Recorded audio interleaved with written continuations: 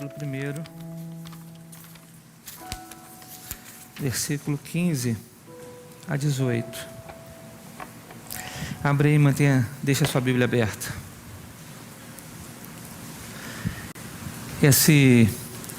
Essa segunda-feira, na minha folga, tive a oportunidade de assistir um filme com a Carla.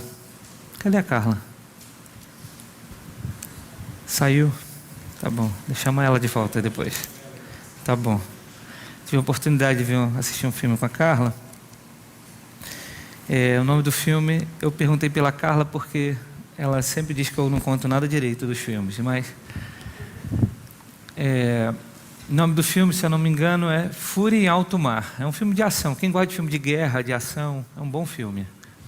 Mas há uma cena no filme que me chama a atenção, porque tem muito a ver com aquilo que eu vou compartilhar com os irmãos nessa manhã. Um dado momento do filme, quase para o final do filme, um dos soldados americanos que estavam em uma operação para resgatar uma pessoa em outro país, ele precisa pular no mar, nadar até um submarino americano para se salvar e salvar a vida dessa pessoa. E ele consegue. E ele vai, nada, consegue chegar ao submarino. Quando ele entra no submarino e salva a vida daquela pessoa, que ele foi para lá com aquele objetivo, ele se lembra que um dos seus amigos que estavam na operação junto com ele, um outro soldado americano, tinha ficado para trás.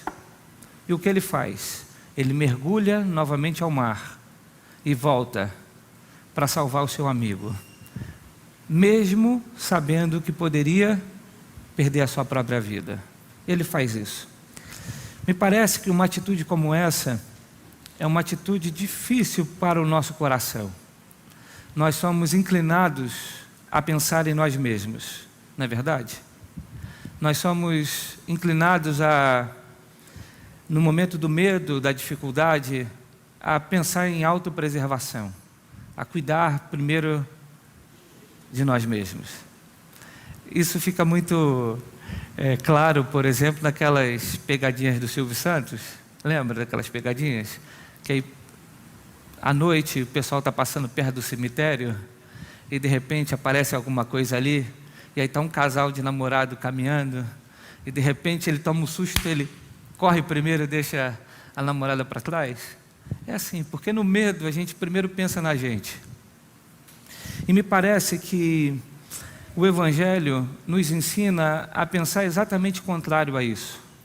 Se a gente pensar que Jesus Cristo nos chama, e o caminho que Jesus nos oferece é um caminho de negação do eu, porque Ele disse, aquele que quiser vir após mim, negue-se a si mesmo, tome a sua cruz e me siga.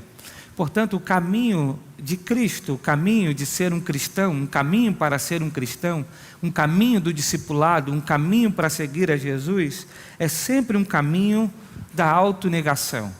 O caminho da autoafirmação é um caminho que não é um caminho de Deus, não é o caminho do Cristo, não é o caminho do Senhor. E aí, meus irmãos, quando a gente olha para esse texto que nós vamos ler, nós vamos ver que isso está acontecendo no contexto desta carta.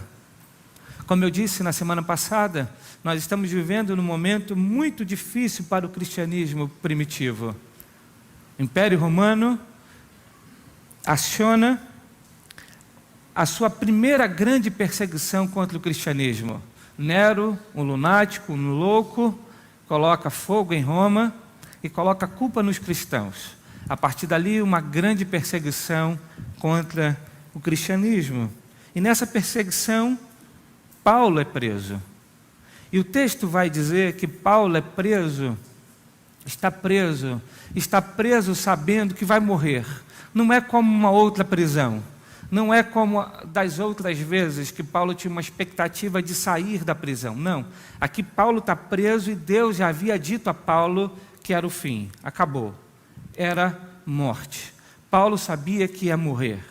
E Paulo está na prisão, numa masmorra em Roma, preso, algo em um lugar difícil, não mais como um prisioneiro, como na época que ele escreve a carta a igreja de Filipe, quando ele tinha os soldados próximos e ele tinha uma certa liberdade para poder ir, vir, evangelizar, não é esse tipo de prisão. Paulo está numa masmorra. E por conta desta prisão de Paulo, e por conta desta perseguição ao Império Romano, do Império Romano ao cristianismo, todos abandonam Paulo. Todos abandonam Paulo. Todos da Ásia abandonam Paulo. Todos da Ásia fogem por conta da perseguição. Paulo escreve então para Timóteo, para dizer: Timóteo, você não, Timóteo, não se envergonhe do Evangelho, não se envergonhe de mim, que sou um prisioneiro por causa de Cristo. Todos me abandonaram, e é isso que o texto vai dizer nas palavras de Paulo, em 2 Timóteo, capítulo 1, versículo 15 a 18. O texto diz assim: você sabe, e ele está dizendo a Timóteo, que todos da província da Ásia me abandonaram, inclusive Fígelo e Hermógenes. O Senhor concede misericórdia à casa de Onesíforo, porque muitas vezes ele me reanimou e não se envergonhou por eu estar preso. Ao contrário, quando chegou a Roma, procurou-me diligentemente até me encontrar. Conceda-lhe o Senhor que naquele dia encontre misericórdia da parte do Senhor. Você sabe muito bem quantos serviços ele me prestou em Éfeso. Paulo, então, escrevendo para Timóteo, diz: Timóteo, todos me abandonaram, Timóteo. Todos que estavam na Ásia me abandonaram, Timóteo. Inclusive Fígelo e Hermógenes. Paulo cita o nome de Fígelo e Hermógenes, muito provavelmente porque esses eram amigos próximos. Muito provavelmente porque esses eram cooperadores íntimos. Muito provavelmente porque eles estavam junto com Paulo, junto com a liderança, conduzindo o Evangelho na Ásia. Mas até esses homens que estavam próximos abandonaram Paulo, fugiram, não quiseram mais saber do cristianismo, não quiseram mais saber de Paulo. E aqui, meus irmãos, nós podemos pensar o porquê que eles fizeram isso. Por que esses homens que aparentemente estavam firmados no Evangelho, por que esses homens aparentemente que eram cooperadores do Evangelho, por que esses homens que pregaram a palavra, ajudaram a plantação de igrejas, estavam de alguma forma auxiliando na liderança, por que esses homens abandonaram a fé? Por que esses homens abandonaram Paulo? Por que esses homens, no momento mais difícil, é um momento que mais precisamos de estarmos juntos? Por que as pessoas espalham? Por que as pessoas fogem? É algo que a gente precisa pensar, porque talvez o comportamento de Fígelo e de Hermógenes seja o comportamento de muitos que hoje se dizem cristãos. Muitos, quando a coisa aperta, eles abandonam. Muitos, quando as coisas estão difíceis, eles procuram outros caminhos. Muitos, quando as coisas parecem que não estão caminhando bem na igreja, não estão caminhando bem no Evangelho, no cristianismo, abandonam a fé e buscam outras direções e outros caminhos. Por que, então, que homem como Fígelo, Hermógenes, são capazes de fazer algo assim? Meus irmãos, a primeira coisa que a Bíblia nos apresenta e nos mostra, isso a gente olha lá em 1 João capítulo 2, 19, o evangelista João, o apóstolo João vai dizer: aqueles que saíram, estavam no nosso meio e nos abandonaram, é porque eles não eram um dos nossos. A primeira questão que a gente precisa levar em consideração é que aqueles que apostatam na caminhada, abandonam a fé, quando as coisas estão mais difíceis, buscam outros caminhos, não querem saber mais de Deus. A primeira razão teológica para isso, segundo 1 João capítulo 2, verso 19, é porque eles nunca foram dos nossos. É porque eles nunca foram, de fato, eles nunca compreenderam a graça, eles nunca compreenderam o Evangelho, eles nunca compreenderam aquilo que Deus fez no mundo e na história pela vida deles e pela vida da igreja. Eles nunca entenderam, eles estavam num movimento, eles estavam cooperando, eles estavam ajudando, mas por outra razão, por outros motivos. Eles não compreenderam bem o que era o Evangelho. Seus olhos não foram abertos, o seu coração não foi tocado, eles não foram quebrantados de fato, eles não nasceram de novo. Simplesmente eles estavam, participaram, cooperaram de alguma maneira, fizeram parte em algum momento, mas o texto diz, mas eles não eram dos nossos. Você pode abrir em 1 João, capítulo 2, verso 19, e você vai ler esta afirmação do evangelista João. O texto diz, eles saíram do nosso meio, mas na realidade não eram dos nossos, pois se fossem um dos nossos, teriam permanecido conosco. O fato de terem saído mostra que nenhum deles era dos nossos. Então João está falando a respeito daqueles que apostataram da fé. Mas, se nós pensarmos, meus irmãos, naquilo que aconteceu com Cristo, e isso fica claro todas as vezes que nós estamos reunidos na ceia, porque o pastor lê sempre o mesmo texto, 1 Coríntios capítulo 11, verso 23. Se a gente pensar no que aconteceu com Jesus, a gente vai compreender que também, além deles não serem um dos nossos, eles também não compreenderam o Evangelho. Porque 1 Coríntios capítulo 11, versos 23, na instituição da ceia, o apóstolo Paulo vai trazer algo interessante. Ele vai dizer, na noite em que foi traído, tomou o pão, repartiu e disse, isto é dado em favor de vocês. Façam isto em memória de mim. Na noite em que Jesus foi traído, ele partiu o pão. E por que ele foi traído? Se nós voltarmos e lembrarmos das mensagens do Evangelho de Marcos, nós vamos ver que Jesus foi traído porque Judas tinha uma expectativa do Messias que não se cumpriu. Porque Cristo veio com um propósito, mas Judas entendia que o Messias deveria ter vindo com outro propósito. Judas não compreendeu o Evangelho. Judas não compreendeu a missão do Messias. E muito provavelmente as pessoas se afastam e abandonam o Evangelho porque não compreendem o Evangelho. Não compreendem a mensagem do Evangelho, não compreendem os propósitos de Deus, não compreendem o porquê Cristo veio ao mundo. Por isso as pessoas abandonam, porque fazem uma expectativa de Deus, fazem uma expectativa da igreja, fazem uma expectativa das coisas que não se cumprem, não se realizam, não é o propósito de Deus. Isso é muito comum acontecer na vida da igreja. A maioria das pessoas que você pergunta por que as pessoas se afastaram do Evangelho, elas dirão, geralmente assim, porque eu estava lá na igreja e um irmão me ofendeu.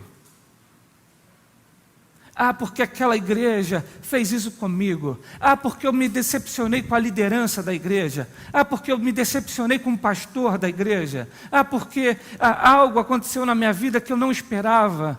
Todas essas justificativas, embora possam ser algo que explique o contexto da situação, ela não justifica em nenhum momento diante de Deus. Porque Deus nunca disse para nós que seguir o Evangelho significa caminhar com pessoas que não irão nos ofender.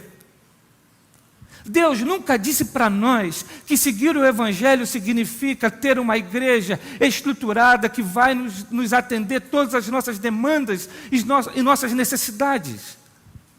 Deus nunca disse para nós que seguir a Cristo, seguir a igreja, seguir o caminho, significa então que todas as coisas serão como eu imagino que deve ser.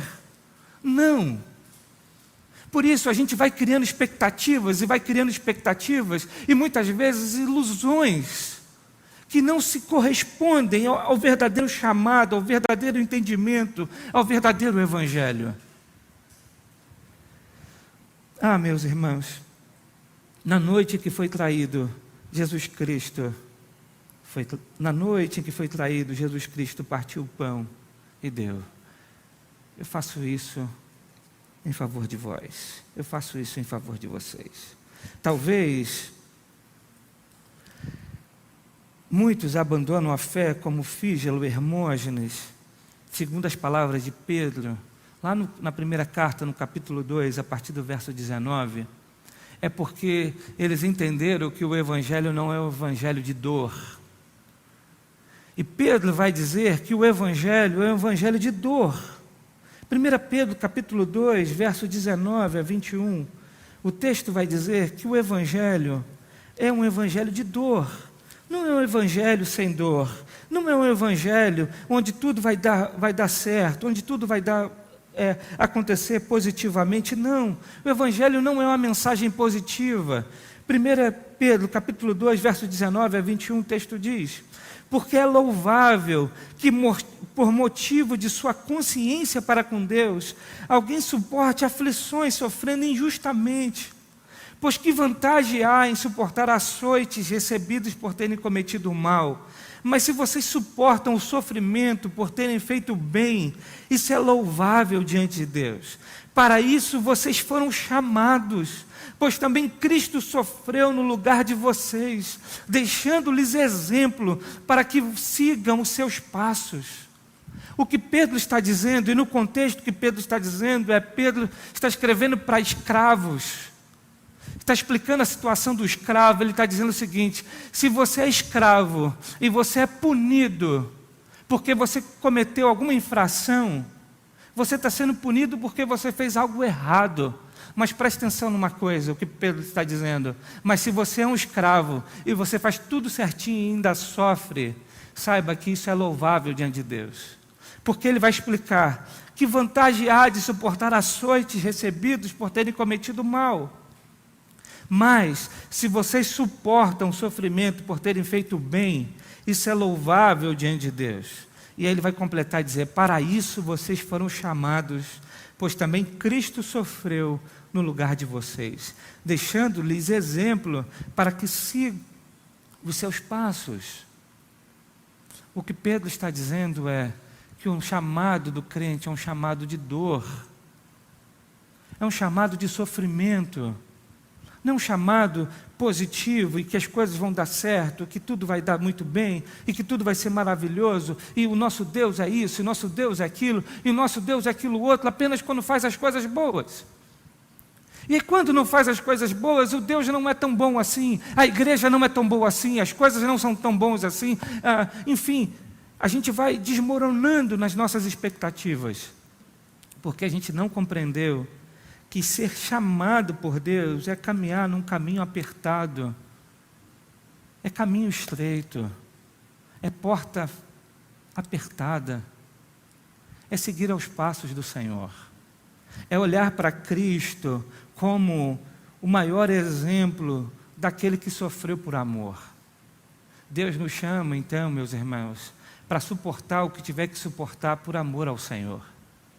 É isso que o autor de Hebreus vai dizer lá no capítulo 12. Se os irmãos abrirem, vão perceber que ele está escrevendo para pessoas desanimadas, e ele vai dizer o seguinte: olhe para Cristo, capítulo 12, a partir do verso 1. O texto vai dizer: portanto, também nós, uma vez que estamos rodeados por tão grande nuvem de testemunha, livremo-nos de tudo que nos atrapalha, do pecado que nos envolve, e corramos com perseverança a corrida que nos é proposta, tendo os olhos fitos em Jesus, autor e consumador da nossa fé. Ele, pela alegria que fora proposta, suportou a cruz, desprezando a vergonha, e assentou-se à direita do trono de Deus. Pense bem naquele que suportou tal oposição dos pecadores contra si mesmo, para que vocês não se cansem e nem desanimem.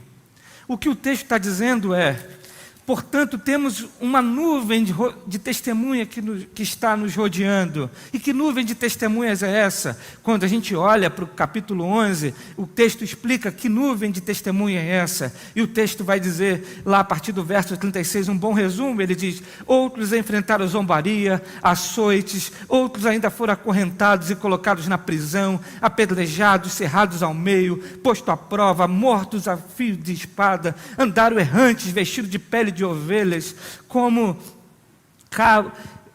de pele de ovelhas e de cabras, necessitados, afligidos e maltratados. O mundo não era digno deles, vagaram pelos desertos e montes, pelas cavernas e grutas.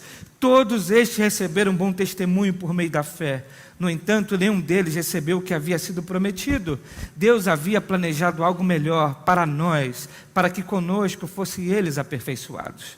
O que o texto está dizendo é: os nossos irmãos que viveram em outras épocas e outras gerações sofreram por causa da fé. E essa é a nuvem de testemunha que está em volta, como se fosse possível dizer: agora é a vez de vocês. Como se eles dissessem assim: eu entreguei o bastão para vocês, agora é a geração de vocês, agora é vocês que têm que ir, agora é vocês que têm que prosseguir, agora é vocês que têm que caminhar, agora é vocês que têm que correr a corrida que nos foi proposta. Lembra a questão da corrida? Recebemos o bastão. Lembra a corrida como é que é aquela corrida de revezamento? Recebemos o bastão de uma geração atrás, que foi fiel a Deus, que foi fiel ao Senhor, que viveu pela fé, mas que sofreu. Recebemos o bastão e agora é a nossa hora de correr. É a nossa vez de chegar à frente, de levar o bastão adiante. E como é que a gente corre essa corrida? O texto diz: olhando para Cristo, apenas para Cristo. Não é para olhar para o lado, não é olhar para a estrutura, não é para olhar para a liderança, não é para olhar para homem, não é para olhar para outras coisas, é para olhar para Cristo, porque é Ele que é o autor e consumador da sua fé. Não é o pastor que gera fé, não é a estrutura da igreja que gera fé, não é nada dessas coisas que geram fé, é Cristo. Então o olhar tem que ser focado em Jesus, o autor e consumador da fé. E o texto vai dizer: e é Ele, é por causa dEle, é a nossa maior motivação para não cansar e não desanimar. O texto diz: pela alegria que lhe fora proposta, Ele suportou a cruz, desprezando a vergonha, assentou-se à direita do trono de Deus. Pense naquele que suportou tal oposição dos pecadores contra si mesmo, para que vocês não se cansem, nem desanimem. É para olhar para Cristo. Pense naquele que sofreu o que sofreu, para que vocês não se cansem nem desanimem. Ah, pastor, eu estou desmotivado, eu não quero ir para a igreja. Por qual razão? Ah, porque o pastor é assim. Pense naquele que sofreu oposição por amor a você. Pense. Ah, pastor, eu estou desanimado, desmotivado, por conta disso ou daquilo outro. Pense naquele que sofreu por você. Pense. É o que o texto está dizendo. Traga a memória. Você é o que você é por causa de Cristo. Você serve a Jesus. Ele é o Senhor da tua vida, é Ele que te amou até o fim, Ele que te entregou na cruz, Ele que sofreu a zombaria, Ele que sofreu os açoites, Ele que sofreu a cruz por você. É Ele a razão, a verdadeira razão, a verdadeira motivação para que você continue correndo nessa corrida que te foi proposta. Mesmo que na corrida do revezamento, a gente espere que naquele posto ali na frente vai ter uma água para refrigerar a nossa alma, né? Na corrida não tem às vezes as pessoas entregando água aqui, um tônico ali e alguma coisa para nos dar mais fôlego para correr. Mesmo que não tenha torcida, mesmo que não tenha arquibancada, mesmo que não tenha ninguém fechando os sinais para que fique fácil o caminho, mesmo que não tenha suporte nenhum, é por causa de Cristo que nós corremos o que nos corremos. E é nossa missão agora levar o bastão para as próximas gerações, para que o Evangelho prossiga no seu caminho. Ah, meus irmãos, Fígelo e Hermógenes esqueceram de olhar para Cristo. Eles olharam para as circunstâncias, eles olharam para o inimigo, eles olharam para o império, eles olharam para a perseguição, eles olharam para as perdas. Eles abandonaram então Paulo, eles abandonaram o Evangelho. Por que eles fizeram isso? Porque eles amaram mais o mundo. E aí a Bíblia vai dizer que o amor do Pai não está nele. 1 João, capítulo 2, verso 15, vai dizer isso. Não ame o mundo, nem o que nele há. Se alguém ama o mundo, o amor do Pai não está nele. E aí, quando a gente volta para 2 Timóteo, no capítulo 4, Timóteo vai falar de um companheiro muito querido que ele tinha, que ele escreve até em outras cartas, um companheiro chamado Demas. E ele vai dizer no verso 9: procure vir logo, Timóteo, ao meu encontro, pois Demas, amando este mundo, abandonou-me e foi para Tessalônica. Se nós olharmos outras cartas, nós vamos ver que Paulo fala de Demas, que Demas era um companheiro fiel. Mas o texto de 2 Timóteo vai dizer que Demas, amando o mundo, abandonou a Paulo. E por que abandonou a Paulo? Porque o amor do Pai não estava nele. Porque aquele que tem o amor do Pai não ama o mundo. Porque o amor do Pai é suficiente. Portanto, por que homens como Fígelo e Hermógenes são capazes de abandonar? Porque certamente eles não compreenderam o Evangelho. Mas o que Paulo está dizendo para Timóteo é: Timóteo, embora na caminhada, Timóteo, tu vais ser um pastor, na caminhada, nos momentos mais difíceis, pessoas te abandonarão. Timóteo, saiba, Timóteo, se encorajem, Timóteo, não se envergonhe. Prossiga, Timóteo, você tem um chamado, você tem um dom, não vai ser fácil, você vai lidar com pessoas, e muitas pessoas que você vai amar, que você vai se dedicar, que você vai cuidar, que você vai dar atenção, essas pessoas irão te abandonar, Timóteo. Elas irão te abandonar, Timóteo.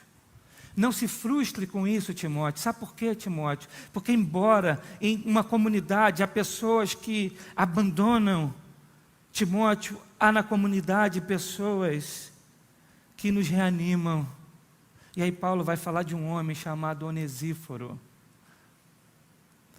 que o nome dele significa portador de utilidade, portador de benefício. Talvez seja um bom nome aí para botar num filho. Onesíforo. Paulo vai dizer: Timóteo, Fígelo e Hermógenes me abandonou, Timóteo, mas saiba, Timóteo, eu fui amparado por Onesíforo. Olha o que o texto diz, verso de número 16: o Senhor conceda misericórdia à casa de Onesíforo, porque muitas vezes ele me reanimou e não se envergonhou por eu estar preso. Paulo está dizendo: Onesíforo foi um amigo que me reanimou, ele veio e me trouxe ânimo. Onesíforo foi aquele que me encorajou, que me incentivou, a sua amizade refrescou a minha alma. Timóteo, embora na igreja há pessoas que te abandonam, há pessoas que não valem nada, há pessoas que valem muito, Timóteo. Há pessoas que vão cuidar de você, Timóteo, porque Onesíforo é aquele que veio, a sua amizade reanimou a minha alma. E é extraordinário o testemunho de Onesíforo. Por que é extraordinário? Porque Paulo não tinha mais o amanhã. Paulo ia morrer. E para Onesíforo, visitar Paulo significava também poder morrer. Porque se ele fosse identificado como um cristão, a mesma sentença que estava sobre Paulo estaria sobre ele. Mas o texto diz que ele foi até Paulo e reanimou Paulo. Ele não se envergonhou do Paulo que estava preso. Ele não estava do lado do Paulo apenas como Paulo, o grande missionário, como Paulo que era o grande apóstolo. Não, ele estava do lado do Paulo que era um velho, o Paulo que era um doente, o Paulo que estava numa masmorra, o Paulo que estava fedido. Mas Onesíforo foi lá para dizer: Paulo, eu estou contigo, amigo. Eu estou contigo até o fim. Fígelo, Hermógenes e os da Ásia te abandonaram, mas Paulo, eu estou com você, Paulo. E Onesíforo foi, e foi a amizade que trouxe ânimo. E aí o verso 17 diz: ao contrário, quando chegou a Roma, procurou-me diligentemente até me encontrar. O texto está dizendo que Onesíforo não foi fazer um compromisso em Roma, ele não foi fazer uma viagem e de repente disse: olha, eu estou fazendo uma viagem e vou encontrar Paulo lá naquele lugar. Não, estou passando por lá e vou fazer uma visitinha a Paulo. Não, o texto diz que ele procurou Paulo diligentemente. Onesíforo se expôs. Ele foi de masmorra a masmorra até encontrar o velho Paulo. Ele tinha um coração de alguém que amava de fato os seus irmãos. Onesíforo é aquele soldado que está dentro do submarino e percebe que um amigo ficou para trás e ele pula de novo na água e volta, mesmo sabendo que poderia morrer. Onesíforo é aquele que é o suporte nos momentos de dor, nos momentos de tristeza. Onesíforo é aquele que serve. O verso 18 vai dizer que era uma característica desse homem. Ele já servia Paulo na cidade de Éfeso. Verso 18 diz: conceda-lhe o Senhor que naquele dia encontre misericórdia da parte do Senhor. Você sabe muito bem quantos serviços ele me prestou em Éfeso. Onesíforo é aquele que servia já em Éfeso. Ou seja, ele servia nas coisas boas, mas ele servia no tempo ruim. Ele não é só servo quando está tudo muito bem. Ele é servo na hora que precisa te segurar a corda. Na hora que todos abandonam, Onesíforo fica. Na hora que as coisas estão mais difíceis, Onesíforo é aquele que diz: eu estou contigo. Eu não te abandono. Eu sei em quem tenho crido. Estou bem certo, Ele é poderoso para guardar o meu tesouro até o fim. Nós estamos crendo no mesmo Senhor, no mesmo Deus. Então estamos juntos na alegria e na tristeza. Meus irmãos, precisamos de onesíforos nas igrejas.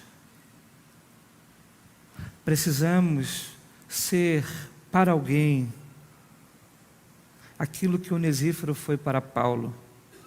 Como também precisamos de alguém que seja um Onesíforo para nós. O tempo passou, mas hoje a gente não chama isso de Onesíforo, porque fica feio, não é Onesíforo. A gente chama de relacionamento intencional. A gente não chama, eu vou ser um Onesíforo para alguém. Não, a gente diz, eu vou me relacionar intencionalmente com esse irmão, para que eu seja o amigo na hora que ele mais precisa. O que Onesíforo faz não é ficar esperando ser chamado para ser voluntário aqui e ali. O que ele faz é, ele enxerga uma necessidade e ele vai até essa necessidade e diz: eu estou aqui. Meus irmãos, como seríamos diferentes se tivéssemos mais Onesíforos. Onesíforo é um amigo misericordioso, mas é aquele que também vai receber misericórdia. O verso 18, o velho apóstolo, ele diz: conceda-lhe o Senhor que naquele dia encontre misericórdia da parte do Senhor. O velho apóstolo, ele ora a Deus e pede: Senhor, que o Onesíforo, esse que é misericordioso para comigo, naquele dia, no dia que o Senhor nos chamar para prestar contas diante do Senhor, que ele também receba misericórdia. É isso que Jesus ensinou no Sermão do Monte. Mateus 5. Bem-aventurados misericordiosos, porque eles receberão misericórdia. Se não desenvolvermos uma vida de misericórdia, como receberemos misericórdia? Ah, meus irmãos, será que nós estamos dispostos a entender que o Evangelho não nos traz notícias apenas boas? Será que estamos dispostos a viver e morrer pelo Evangelho?